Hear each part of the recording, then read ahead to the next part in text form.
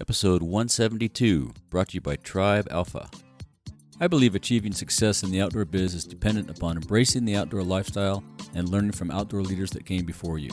If you agree, then listen up for tips, advice, and hacks about growing or starting your career in the outdoor biz. My name is Rick Sayes. Welcome to the Outdoor Biz Podcast. Tribe Alpha is great e-commerce for the great outdoors and can help you improve the performance of your e-commerce site. With over 25 years of experience navigating the ever-changing online marketplace, Tribe Alpha has the tools to improve your site, whether your focus is B2B, B2C, wholesale, or dealers. Tribe Alpha can help. And Outdoor Biz Podcast listeners get a special discount. Just visit tribealpha.com/offer to receive a 10% discount off their standard pricing. Their web development experience, coupled with their passion for outdoor adventure, make Tribe Alpha the perfect partner for your outdoor e-commerce website. Visit tribealpha.com/offer. That's tribealpha.com/offer and get your e-commerce site going today. I met Lillian Hoodes from Trailfork recently at the Outdoor Retailer Show, and in this episode we talk about how she built Trailfork, her focus on cooking real food, and how REI became one of her first customers. But first, if you're thinking about starting your own podcast for your brand or passion project, I've created a free cheat sheet outlining 10 fundamental steps to create and launch your podcast. It has everything you need to know about planning, creating, and launching. Head over to ricksayes.com and download this free resource today. Hey Lillian, welcome to the show. Thanks for having me, Rick. I appreciate it. Yeah, great to catch up with you. I saw your products at the recent Outdoor Retailer Show. Looks pretty cool. Yeah, Outdoor Retailer is always it's always a whirlwind, but it's also always worth it. So yeah, fun to get into you. Have you been going for quite a few years, or was that your first show? That was our first summer show. The first show we exhibited at was at the November show in 2018. Got you. It was not my first Outdoor Retailer, though, because I grew up in Salt Lake City. As I'm sure you know, and maybe your listeners know, Outdoor Retailer was in Salt Lake for quite a long time. And the cool thing to do when I was growing up was try to sneak in. Nice. So I had experience going stealth. That's very funny. How'd you sneak in? You just everybody knew somebody in the industry because there are so many outdoor companies headquartered in Salt Lake. Right.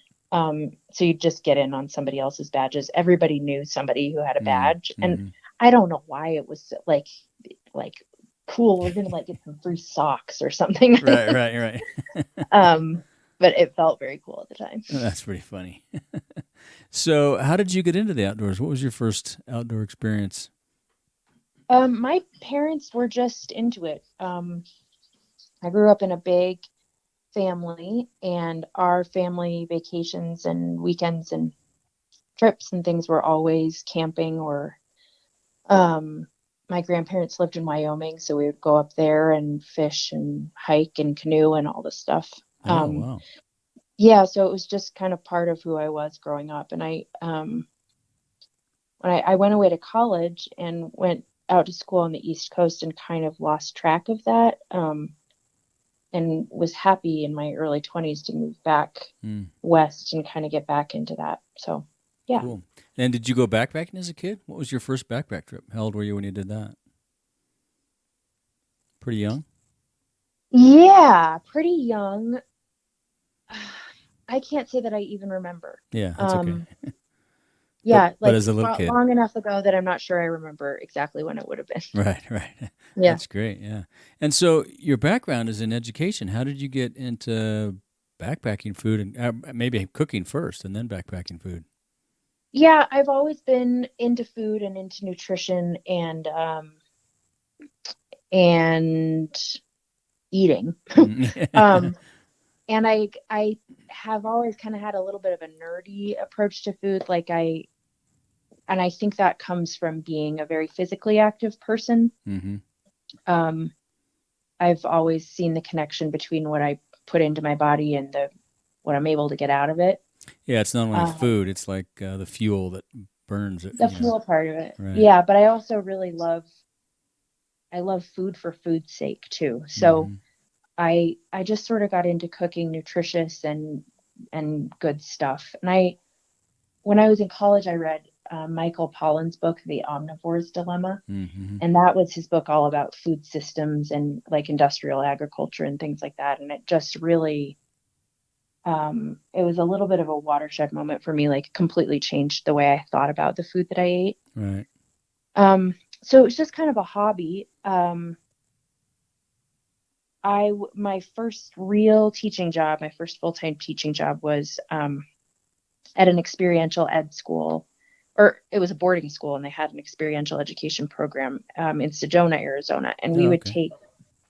so we would take groups of kids out every fall for 2 or 3 weeks. And my trip would go on this beautiful backpacking loop backpacking and camping through California. So up the west coast and then through San Francisco and Tahoe and then down the east side of the Sierra. Oh, wow. Beautiful. So you've been to Bishop. Yeah, I have been to Bishop. I love Bishop. It's a cool spot. It's a wonderful little spot, and it's so off the beaten path that it's just super cool. Yeah, it's like a little hamlet over here. Yep, right at the foot of the mountains. Yeah. It's a good spot. So were you, on that trip, were you cooking? I mean, obviously you were buying store-bought food and cooking it. Were you into creating healthy meals and meals that could be carried backpacking and whatnot, or was it just... So it's funny doing that sort of thing with teens, like a bunch of them. So they were in cooking crews, and like part of our prep for these trips was that they all got assigned to a cooking crew, and they'd rotate through who cooked dinner, who cleaned up, cool. And then like who set up camp or something like that. Mm-hmm. And we would plan the menus in advance. And so I had started to just get into doing the menu planning for these outdoor trips in a more systematic way. Mm-hmm. And it was during that time that I was working as a teacher that, I mean, part of the reason that an educational career appealed to me so much is that I could go out on these adventures during the summer. Yeah, summer's off. That's great vacation time. Perfect. Yeah. So I was really into climbing at the time, and I was going out on these multi-day climbing trips and kind of just naturally started planning my own food. Mm-hmm. As a kid, my parents are kind of hippies, and we never bought the commercially prepared stuff. We would always make our own food. Oh, cool. They're hippies, and they're also kind of foodies. So, mm-hmm. I had never had a freeze-dried meal like they sell like in a an mountain REI house, or I don't even know what Yeah. they're called. I don't take those anymore either. But yeah, I'd never even opened one. Wow. And it wasn't until I think I was 26 that a friend of mine brought one on a trip, and I was just I was like, wait, people buy this and then they eat it? Yeah, they live on it for 14 days in the backcountry. Are you kidding me? Yeah. Yeah, I was just totally shocked. And so I had it in my head for a few years that there just was a need for something better. Mm-hmm. And I've always been a little bit entrepreneurial, I guess. Okay. Had like the first business I wanted to start, I remember very clearly. I was 9, and I informed my parents that I'd be opening a restaurant on my back patio. That's awesome. So I had this idea that you could I had this kind of preconception that you could get an idea and do something about it. So, right. And I don't know what else to say except that it sort of, a few things in my life fell into place where it was the right time to leave my teaching career. Mm-hmm. I was moving out to Colorado, and I just kind of went for it. Perfect. That's awesome. And so it was kind of a number of things that inspired it, right? I mean, you've always been inspired to be an entrepreneur. The food thing makes a lot of sense. Just the timing. Yeah, that's interesting. So and these backpacking foods, Mountain House, and I don't remember the names of them, but they've come, Richmore or Campmore, they've come a long way since back in those days. But I think some of these other small brands like yourself are doing different things and healthier foods. Give us your theory on backpacking food. What makes a good trail meal in your mind? I think first and foremost, it has to be real food. Mm-hmm. My team and I just made a bunch of single portion sizes of our recipes because we're doing a kind of a facelift in the fall, and tested everything out. And we all were remarking on how satiated we were after just a few bites of the food. And I think that comes from using real whole ingredients. I think there's a sense that people have that they go out into the backcountry and so they'll just eat whatever. Right. Like a lot of people go out there and it's like, I'm not back here to eat, so I'm gonna, take whatever. Yeah. I mean, and that is exactly the mentality that I didn't understand, because I feel like every occasion is an occasion to eat really delicious food. Like that's how I celebrate things. And for me, having the opportunity to go out and spend a week in like the most beautiful place in the world, like why would you want to eat junk food? So I think using real food that you would be psyched to eat on a weekday night on your couch, and I think using recognizable ingredients, and then portion sizes. Like our portion sizes are hearty, and they're hearty because when you're out there and you're carrying a pack, you need 700 calories at lunch, or you need 800 calories at dinner, and these 350, 250 calorie portion sizes just aren't going to do it. So, yeah, just real ingredients and real substance to the food that you're eating is just, I think, super important, especially because when you're out there, you're asking more of your body than you do on an average day. You may well be at altitude, you're carrying a pack, you're sweating, like you're really putting quite you put a full day into hiking, strenuous or not. Even if you're hiking on a flat trail, you're still generally at elevation. So yeah, exactly. So I think just the nutrition, whole ingredients, and the just the quality of the food. Now, how did you go from making food at home to making it, backpackable, right? Dehydrated, however you did that. What was that process like? Did you just stumble on it? There's a lot of trial and error? A lot of trial and error. All the recipes that we sell are recipes that I had made for myself on my own trips. I was checking it out today. There looks like some good stuff there. That masala and that burrito look great. Yeah, those get very good reviews too, I have to say. Yeah, it's just stuff I had made for myself. As we experienced in this round of recipe testing today, I mean, not all of my personal tastes translate to the wider public. For example, I always think things are really, really sweet, but nobody else does. So we added a bunch of extra raisins and brown sugar to our so like they've had tweaks, right? Right. We've responded to customer feedback. How about the format of the food, though? I mean, how did you stumble on? Is your food dehydrated, or what? I didn't dig that deep into it, but it's dehydrated. So how did you figure out that process? When I was still teaching, I took out my credit card and bought a dehydrator. Oh, okay. I mean, like, and I should be clear that I've been doing this now for 2 years, and I started from zero in terms of product knowledge and business knowledge. And I've just been figuring it out as I went along. Wow, that's impressive. We're starting to get because we have a little bit more traction in the market now and a little bit more cash, we're able to do things a little bit more deliberately. But yeah, it was trial and error. It was, somebody just looked at my margins the other day and was like, why is your cost of goods so high? And I was like, well, because in 2017, I was buying all of my food in the bulk section of Whole Foods. Holy cow. Oh my God. Because I didn't know what I was doing. So right. Yeah, I've just kind of been figuring it out one day at a time, I guess. That's very cool. Yeah. And so what would you say is the biggest difference between Trail Fork meals and other things that are out there today? So one difference is that ours are all intentionally either vegan or vegetarian. The majority of them are gluten-free. I think probably, though, the biggest differentiator is that they taste good, even if you haven't been hiking for 13 miles. And I do think you're right to say that there's some companies doing really delicious things, and smaller companies that have cropped up. I haven't had a chance to try all of them, but I do think that Trail Fork stands out in that I eat our breakfasts during on a weekday. Oh, wow. My fiance keeps our meals at his office in case he stays late.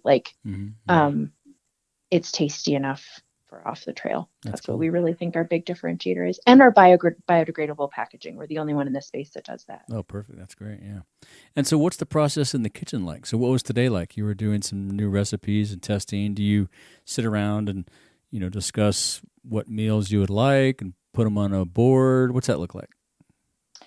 So No, I don't give away any secrets though. I just, in general. Yeah. We, on this round, with this round of testings and revisions, it has happened so far in a couple of phases. So first, we solicited feedback from our ambassadors. We gathered up all the online reviews that we had gotten and just email customer feedback, tracked all of that. And then we did a first round of taste testing of everything. So I actually went to a local gear store, bought meals off the shelf just so I knew that they were what was available to the customer. Right. We cooked them all up, and then basically did like tasting notes of every recipe. So we gathered kind of that initial data set. And then using that, my operations manager, Audrey, who's a real organizational wizard, she put together different versions of each recipe that we wanted to taste. So like, let's try the burrito with slightly less salt, or, a whole different array. And then we split the recipes up. This is super fun, actually. We split the recipes up between us, and then each made us like versions of those recipes. Oh, interesting. Taste tested those, and now we've come up with sort of what we think are the best in class. So you had your own little Iron Chef program going there. Yep. Yeah, exactly. That's cool. And what were some of the interesting tweaks, or were there? Like someone threw extra raisins in, someone threw, I don't know, something different. Were there anything really eccentric, or were they pretty much just, let's take a little salt out of this one, let's put more pepper in that one? What was? Yeah, let me think. Maybe you guys didn't go that far. I don't know. I've never been through that process. No, we added almost every recipe got some adjustments, but nothing was totally out of the ordinary. Okay, one thing was that that was kind of surprising to me was that our peanut butter banana oats right now is made with soy milk. And that has created like too thick of a texture. And so we just eliminated the soy milk altogether. It's much better than it was. Oh, interesting. I mean, yeah, just little things like that. Yeah. That's a lot of trial and error. Yeah, it really is. And it really helps to have people working with you who care about the product and who are very organized. Right. I mean, the fact that Audrey can sort of take detailed notes and then distill all of those and turn them into a usable recipe is super helpful. Yeah, no kidding. Because as you're in the process, I'm sure you forget to write that down, and that's amazing. That's great. Yep. Yeah. So, what has been the most rewarding part of launching Trail Fork for you guys? I think just seeing it grow, and seeing it sort of stand on its own 2 feet a bit. As we were going through all these recipes and going through some of our inventory, I found some of the pouches that I made when I launched in 2017. And they're just these craft paper pouches with a stamp of our logo. And then on the back, it's like a laser printed Avery label right. that I printed at home. Right. And seeing things like that, where it's like, when you're in the business, when you're in the day to day and you're really immersed in it, it's very hard to have any perspective. It's just sort of, you're always right down in the trenches. But then when you take a step back at something like your packaging, to realize that, oh, this is like really grown and evolved. And well, time flies, right? I mean, from the time you launched and now it just goes by, and you don't have time to look back. You just Yeah. Interesting. So you've always been entrepreneurial. Did you always know you were going to run a little business? I mean, if you wanted to open a restaurant as a youngster, I'm sure you were headed that direction at some point. I didn't ever take myself seriously. There were I can remember a couple of times in my life where I thought I would sort of start my own thing. A couple times that was in education, like I'm gonna design curriculum, or there was another time I wanted to open a coffee shop. My friend Kristen, who is our co-founder for design and branding, she did all of our logos and all that stuff. She and I had always talked about opening a bakery, but I guess I just never took it seriously. I never thought that it would actually be something that I did. And Mm-hmm. it took living with my friend Mike. He was my roommate when I was living in San Francisco, and he had a background in consumer packaged goods. Oh.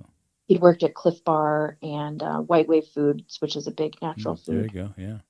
conglomerate. And I mentioned the idea to him, and he just thought it was such a great idea. And I Mm-hmm. think just having somebody who had industry expertise and wasn't like an immediate family member Yeah, tell yeah. me that it was a good idea Validate was it, yeah. really validating. Yeah. Right. And until then, I just sort of thought this is just a silly thing that I'll never really do. What would you say have been a couple of the toughest challenges?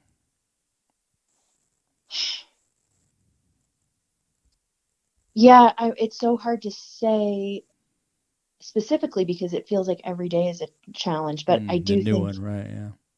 Yeah. yeah, um, dealing with the level of uncertainty involved in running a business, especially a new business, is Mm-hmm. really hard for me. I'm a person who really likes plans, and I like predictability, and I like to have control over my circumstances. Mm-hmm.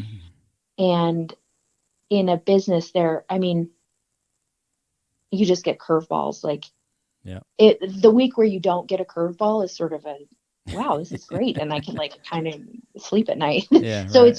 it's a lot of uncertainty, and you really have to be thicker skinned than I think I realized. Mm-hmm. Um, so yeah, just like the emotional wherewithal is probably the toughest part. Well, yeah, especially when you're starting out, because everybody's a critic and everybody probably has ideas on food, right? Well, you should do the other Oh thing, yeah. and Oh yeah. yeah. The number of people who say, hey, you should really think about doing bars. Like, okay, but that's a different business. Yeah, right. Like, Yeah, yeah. And there's a yeah, million no, people everybody's doing got an bars. Yeah, idea. I don't think so. Yeah. Yeah. What at the beginning? How did you first sell it? I mean, did you sell it to local shops? What was that like? Um, no, I did not. So I was just doing these customized meal boxes. And we still have that on our website. You can go in and enter trip information and your weight, and we send out a custom meal supply. Oh, wow, cool.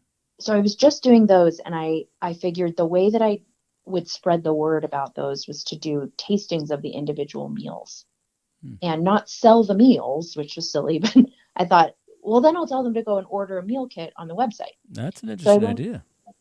I would go and sample, like I went to a Lululemon, or the Pearl Street is like this big pedestrian walkway here in Right, Boulder. right. And I went and set up a table on Pearl Street Very um, creative. I like it. with like a handwritten sign, which I think is probably illegal, but um, and it It's turned out only that illegal people if you get caught and they kick you out.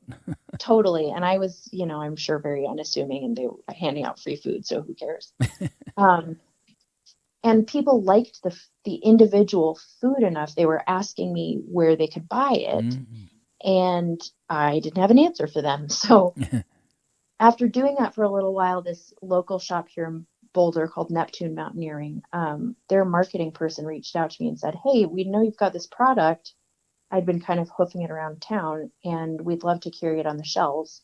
We didn't really have a product that was like retail grab and go sort of thing. Mm-hmm. So I very frantically threw something together, and Kristen designed some labels, and I bought a bunch of ingredients and put together our first kind of do it yourself production run. Whipped up their first order. Yep, like sure, I can meet this order. I don't have a product, but I will try. Yeah.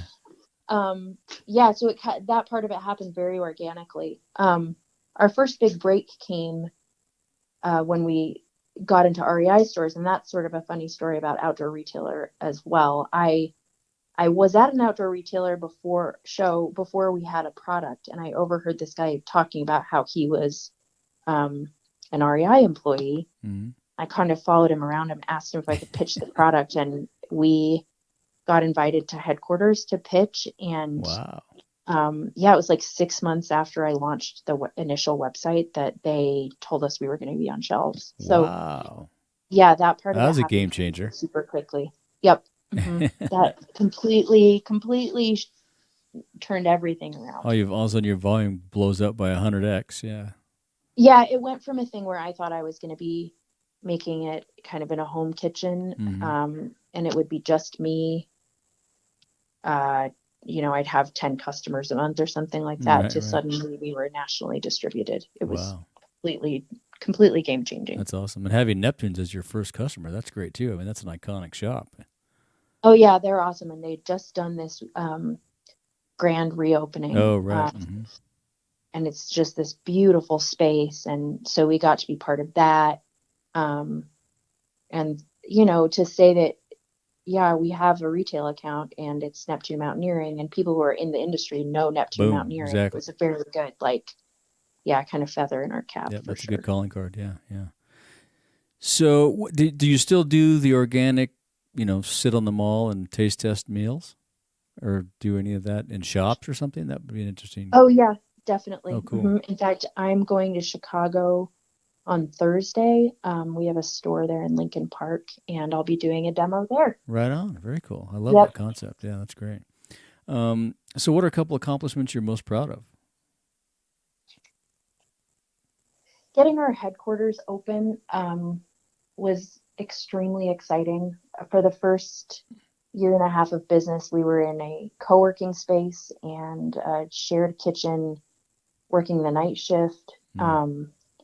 And we had a garage that we were renting out in the middle of nowhere to store everything.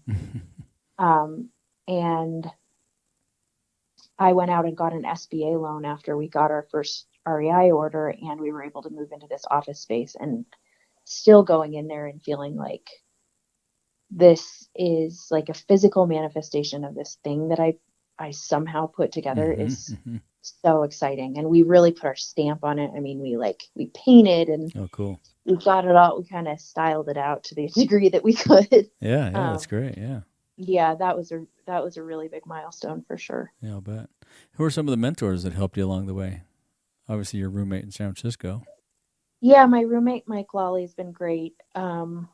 Scott Frank came on really early with a kind of friends and family investment, and he knows the entrepreneurial game and has been able to provide some really great advice. My aunt is not in CPG, but she's in tech sales, and it just knows business and knows sales, and was able to kind of walk me through how that process happens. And then I've connected with some really great people in the industry. I just connected up with a woman named Francine Schoenwetter, who's in the natural foods industry here in Boulder, which is very vibrant.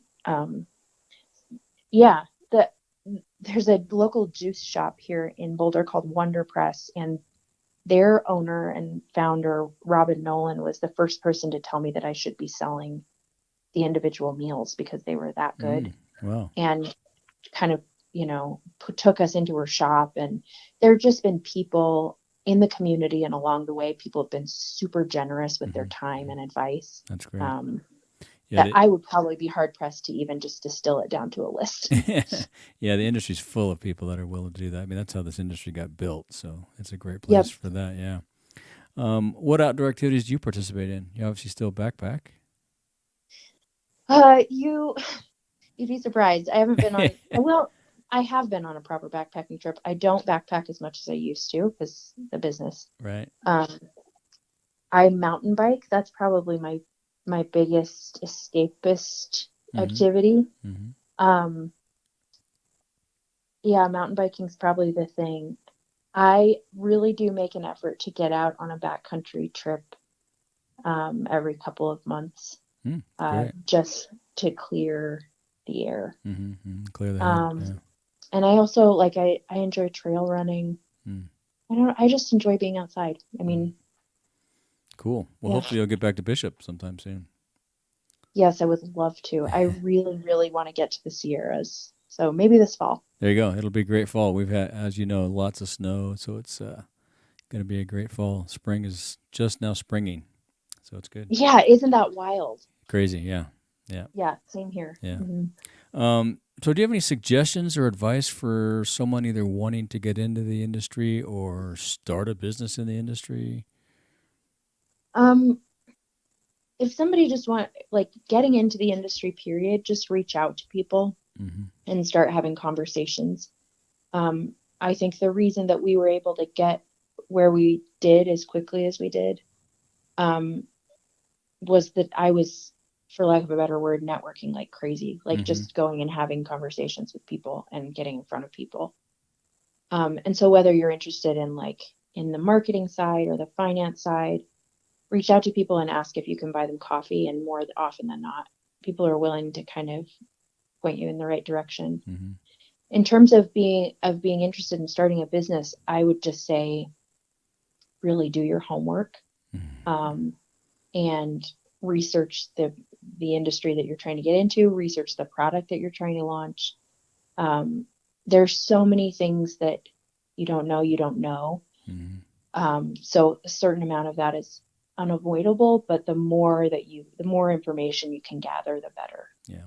And it's I was talking to somebody, I think on the last podcast that I recorded about, we compete pretty hard day to day, but at the end of the night, we can go have a beer with each other. And I think that's what's great about the industry is there are a handful of state secrets that people don't want to get out, but for the most part, everybody's very generous with their time and information and how to and why do this and why not do that. It's pretty good. You're right. It's just call somebody. Yeah. Yeah. And I have just found that's true of the outdoor industry and just of the entrepreneurial community in general. Mm-hmm. I found like we're about to embark on this fundraising round, should be this week. And in talking with investors, which was very, very intimidating for me, I realized that many of them had been on the entrepreneurial side of things and knew what it was like to just be in that place of hustle and scrappiness. Yep. And people tend to be really encouraging. Yep. People like to see other people succeed when it comes right down to it. So so just reach out. People tend to be pretty giving. Yeah, that's good advice. Do you have any daily routines you use to keep your sanity? Meditate, exercise, walk the dog? Yes, all of the above. Oh, all right, good. Mm-hmm. I have a burgeoning meditation practice. If I am feeling disciplined enough, I'm pretty good about that. Mm-hmm. Do you use any apps or you? I use the Insight timer. Yeah, that's a great one. Yeah, yeah, right. That's a good one too. And I've been doing yoga for like 14 or 15 years now. Oh, wow. Okay. Mm-hmm. And that is kind of my happy space. Mm-hmm. And I love to run and mountain bike. And so if I can get a good run in a couple of times a week, if I can make it to yoga a few times a week, those are the times where I feel like my phone's not there. I have no other priorities. And the endorphins are good, so like just the physical activity and taking time out. I do find that as an entrepreneur, you have to schedule that in. Yeah. And that can be super important just to make the commitment and stick to it. Yeah. It's got to be another appointment in the day. Otherwise it doesn't happen. You're right. Yep. How about favorite books or podcasts? Do you have any favorite books or do you give books as gifts? I just hired a friend of mine, Kira Hill-Philbin, as our marketing director, and I gave her the book, You Are a Badass. Oh, yeah, that's a good one. I feel like that's a really good one to give because I want to say it's true, especially of women, but I don't think it's gendered. I think we just doubt ourselves so much and get in our own way. Yep. That in order to really just to do a job and do it well, you have to stop that and like shut up the inner critic. So that's a good one. That's a really good one. I just read this book called A Tale for the Time Being, which is I think her name is Ruth Ozeki. Super cool, interesting story about this. It's like a Japanese generational saga. But I have really gotten into reading novels in the last couple of years, sort of like for the same reason that I commit to this exercise practice, just to get out of my own head. Yeah. So, yeah. Get into someone else's story. Yeah. Mm-hmm. Yeah, those are good. We'll link to those in the show notes. That's good. Do you have a favorite piece of outdoor gear under $100? My headlamp. Nice. I don't know how you can go on a backpacking trip or a camping trip without a headlamp. Like flashlight, come on. Yeah. You gotta have two hands. Yeah, I don't know how you can do anything outdoors in the dark without a headlamp. I mean, it doesn't matter, Yeah. changing the tires. It's awesome.